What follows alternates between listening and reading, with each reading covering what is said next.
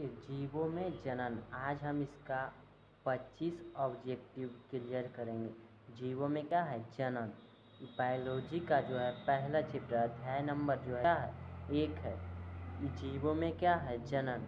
अगर जो इसमें आप कहीं पे कोई भी दिक्कत होगा तो आप हमारे नंबर पे व्हाट्सअप करें 6204 68 82 64। ये क्या है मेरा मोबाइल नंबर। इस पर आपको इसमें कहीं भी दिक्कत होगा तो ये मेरा मोबाइल नंबर पे व्हाट्सअप करें। पहले देखो जीवों में जनन है, इसका आज हम 25 ऑब्जेक्टिव क्लियर करेंगे। तो देखिए ध्यान से देखिएगा, समझ में आ जाएगा। पहला में देखो है नर तथा मादा युग्मक के युग्मक को कहते हैं। नर और मादा युग्मक जो है उसको कहते हैं, क्या कहते हैं, लैंगिक जनन, अलैंगिक जनन, मुकुलन या वर्धिकायिका। तो क्या कहते हैं, लैंगिक जनन। इसका हो जाएगा ऑप्शन नंबर ए जो हो जाएगा ऑप्शन नंबर सही हो जाएगा। उसके बाद है देखिए दूसरा क्वेश्चन में एकल जनन द्वारा उत्पन्न संतति की विधि कौन सा है। एकल जो जनन है उसके द्वारा उत्पन्न संतति की विधि कौन सा है। आंतरिक निषेचन, बाह्य निषेचन, लैंगिक निषेचन, अलैंगिक निषेचन। तो क्या हो जाएगा अलैंगिक निषेचन। इसका ऑप्शन नंबर डी सही हो जाएगा, अलैंगिक निषेचन। तीसरा में है एक तोता की जीव अवधि कितनी होती है। मतलब एक जो तोता है उसकी जीवन अवधि कितनी होती है। तो इसका ऑप्शन नंबर हो जाएगा, देखो ए में हो गया 140 वर्ष, बी में हो गया 90 वर्ष, सी में हो गया 60 वर्ष और डी में हो गया 15 वर्ष। तो एक तोता के जीवन अवधि होता है 140 वर्ष। हमने क्लास में पढ़े थे कि एक तोता का जीवन अवधि जो होता है कितना होता है 140 वर्ष। उसके बाद देखिए उसके बाद है देखो 4 में कि धान के युग्मक में गुणसूत्रों की संख्या कितनी होती है। तो धान का जो युग्मक होता है उसमें गुणसूत्रों की संख्या कितनी होती है। तो 4 का ऑप्शन नंबर हो जाएगा 12। जो धान होता है उसमें गुणसूत्रों की संख्या 12 होती है। तो धान में गुणसूत्रों की संख्या 12 होती है। 5वां नंबर देखेंगे मक्का के युग्मक में गुणसूत्रों की संख्या कितनी होती है। जो मक्का है उसमें गुणसूत्रों की संख्या कितनी होती है, 20 होती है, 40 होती है, 30 होती है, 24 होती है। तब मक्का में गुणसूत्रों की संख्या 20 होती है। 5 का ऑप्शन नंबर ए सही हो जाएगा। 6 में देखेंगे कि मनुष्य के युग्मक के गुणसूत्रों की संख्या कितनी होती है। तब मनुष्य में जो युग्मक है उसका गुणसूत्रों की संख्या 6 नंबर का हो जाएगा, 46 होता है, 44 होता है, 23 होता है, 24 होता है। तब गुणसूत्रों की संख्या जो मनुष्य है उसका गुणसूत्रों की संख्या 46 होती है। गुणसूत्रों की संख्या कितनी होती है, 46 नहीं 23 होता है, 23 होता है। जो मनुष्य के युग्मक की गुणसूत्रों की कितनी संख्या होती है, तो 23 होता है। जोड़ा में 23 होता है, इसको मतलब 46 होता है। n गुना जब होता है तो क्या होता है 46। तो इन 7वां नंबर में देखो इनमें कौन सा अंड प्रजनन प्राणी है। 7 नंबर का हो जाएगा, देखिए ए में है सांप, बी में है मगरमच्छ, सी में है शुतुरमुर्ग, डी में है सभी। तो अंड प्राणी सांप भी अंडा देता है, मगरमच्छ भी अंडा देता है, शुतुरमुर्ग भी अंडा देता है। तो 7 का ऑप्शन नंबर डी हो जाएगा, इनमें से सभी। फिर क्वेश्चन नंबर 8 देखेंगे इनमें कौन द्विगुणित है। परागन है, नर युग्मक है, युग्मनज है, अंड है। तो 8 का ऑप्शन नंबर हो जाएगा डी। 8 का ऑप्शन नंबर हो जाएगा सी। 8 का ऑप्शन नंबर सी होगा युग्मनज।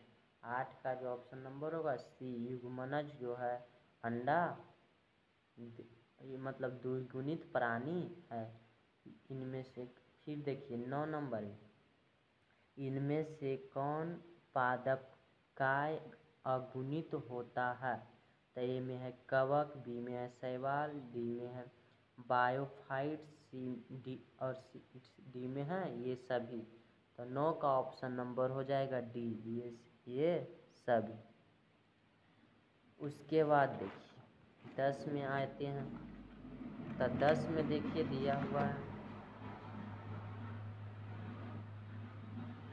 10 में दिया हुआ है द्विलिंगी प्राणी के उदाहरण है। तो द्विलिंगी प्राणी का उदाहरण कौन सा है? तो देखते हैं, पहला में जोक है, दूसरा में टेपवर्म है, फिर तीसरा में स्पंज है, और डी नंबर में ये सभी है। तो ऑप्शन नंबर 10 का हो जाएगा डी, मतलब ये सभी जो है द्विलिंगी प्राणी का क्या है? उदाहरण है, द्विलिंगी प्राणी का उदाहरण है। फिर 11 नंबर में देखिए, निम्न में से किसमें 12 वर्षों के बाद फूल खिलते हैं? तो नीला कुरेंजी में, सूर्यमुखी में, बांस में, बरगद में। 12 वर्षों के बाद किसमें फूल खिलता है? ए में नील कुरंजी, बी में सूर्यमुखी, सी में बांस और डी में बरगद। तो इसका ऑप्शन नंबर हो जाएगा 11 के ये नंबर। नीला कुरेंजी जो होता है उसमें 12 वर्षों के बाद क्या होता है? फूल खिलता है। किसमें? नीला कुरेंजी में।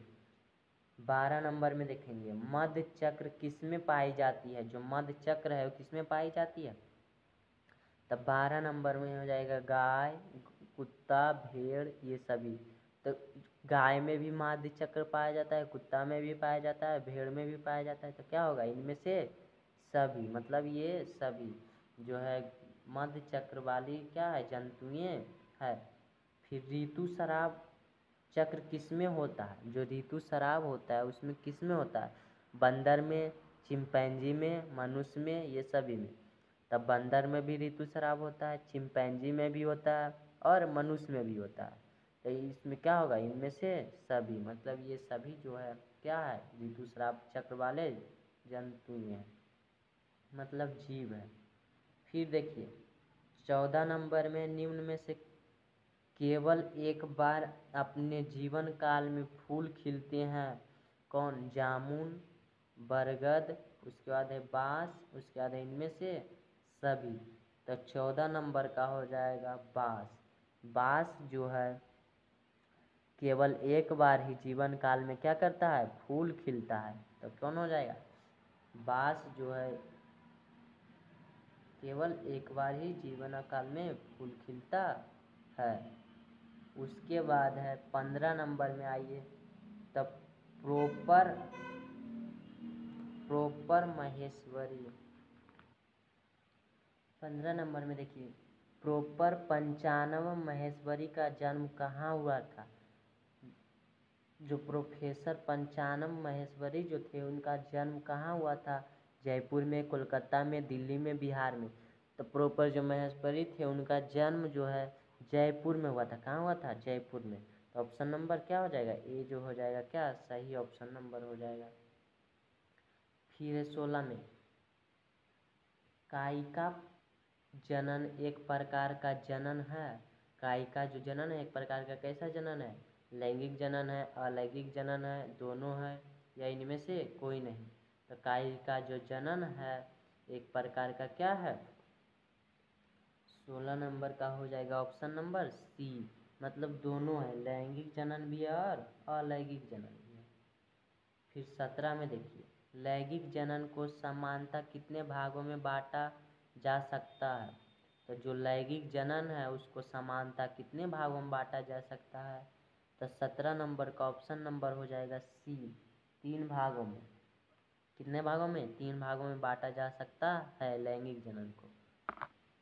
लैंगिक जनन को कितने भागों में बांटा गया जाता है? तो 3 भागों में बांटा जा सकता है। उसके बाद 18 नंबर में देखिए, आलू में अर्धसूत्री कोशिका में गुणसूत्रों की संख्या कितनी होती है? जो आलू है उसमें अर्धसूत्री कोशिका में गुणसूत्रों की संख्या कितनी होती है? 24 होती है, 48 होती है, 16 होती है, 32 होती है। तो आलू में जो होता है अर्धसूत्री की कोशिका की में गुणसूत्रों की संख्या जो होती है होती है 48। आलू में जो अर्धसूत्री कोशिका में गुणसूत्रों की संख्या होती है तो 48 होती है। जीव हो सकते हैं एक लिंगी द्विलिंगी दोनों, इनमें से कोई नहीं। तो जीव जो कैसा होते हैं, एक लिंगी भी हो सकते हैं और द्विलिंगी भी हो सकते हैं। तो क्या होगा, दोनों होगा। ऑप्शन नंबर सी सही हो जाएगा। फिर पुष्प हो सकते हैं एक लिंगी द्विलिंगी दोनों, इनमें से कोई नहीं। तो जो पुष्प यानी कि जो पौधा है वो हो सकते हैं। तो पौधा कैसा हो सकते हैं, तो पौधा जो हो सकते हैं 20 नंबर का ऑप्शन नंबर हो जाएगा सी, यानी कि दोनों हो जाएंगे। पौधा कैसा होता है, दोनों के, मतलब एक लिंगी भी हो सकते हैं द्विलिंगी भी हो सकते हैं। यहाँ तक क्लियर। उसके बाद है स्तनधारियों में निषेचन भाग होता है, अंडाशय होता है, वायसलिक होता है, उसके बाद वासीय भाग होता है, गर्भाशय भाग है, यह फ्लोपियन नलिका होता है। तो जो स्तन धारियों में निषेचन का भाग होता है, तो स्तनधारियों में निषेचन का भाग कैसा होता है, ए में है अंडाशय, बी में बासीय भाग, सी में गर्भाशय और डी में फ्लोपियन नलिका। तो इसका 21 नंबर का ऑप्शन नंबर हो जाएगा, 21 का हो जाएगा डी, मतलब फ्लोपियन नलिका में। फिर 22 में है प्राकृतिक अनिषेचक जनन पाया जाता है। जो प्राकृतिक है उसमें अनिषेचक जनन पाया जाता है। तब 22 का जो ऑप्शन नंबर हो जाएगा बी, यानी कि मधुमक्खी में। फिर बिना निषेचन फल का निर्माण कहलाता है बहुविनिक अनिषेचक जनन, बहुगुणता जनन, अनिषेचक फलन। तो 23 नंबर का ऑप्शन नंबर हो जाएगा कितना, बी नंबर, अनिषेचक जनन। फिर 24 में है द्विनिषेचन का परिणाम होता है बीजपत्र में, बीजाकाय में, भ्रूणपोष में, भ्रूण में। तो 24 नंबर का ऑप्शन नंबर हो जाएगा सी, भ्रूणपोष में क्या होता है, निषेचन का परिणाम होता है। अब देखो लास्ट वाला क्वेश्चन, अंतिम क्वेश्चन है, बीजाणु द्वारा जनन करने वाले पौधे जैसे मार्क्स, फर्न समानता किस तरह समूह में रखे जाते हैं, स्पोरोफाइटस में, थैलोफाइटस में, क्रिप्टोगेमस में, बायोगैफिट में। तो इसका होगा क्रिप्टोगेमस में, ऑप्शन नंबर सी हो जाएगा सही। तब 25 क्वेश्चन मेरा हो गया क्या, क्लियर। मतलब इसमें अब आगे और क्या इसका 25 क्वेश्चन फिर से आगे बताएंगे। तब तक मिलते हैं नेक्स्ट वीडियो में। धन्यवाद। अगर जो वीडियो अच्छा लगा तो शेयर करें सभी दोस्तों के पास तथा लाइक करें।